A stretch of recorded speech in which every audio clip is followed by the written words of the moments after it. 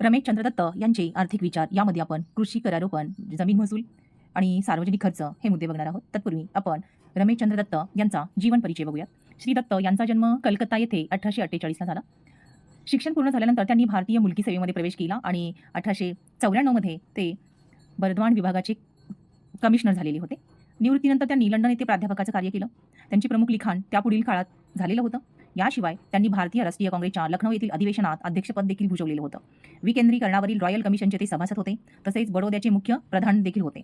2 खंडामध्ये लिहिलेला भारताचा आर्थिक इतिहास हा श्री दत्त यांचे मौलिक योगदान म्हणून ओळखला जातो. नोकरीच्या काळात त्यांनी जे निरीक्षण केले त्यामुळे प्रवृत्त होऊन भारतातील दुष्काळ आणि दारिद्र्य यांचे त्यांनी विश्लेषण केले आणि यामागील त्यांची भूमिका पुढील शब्दावरून स्पष्ट होते.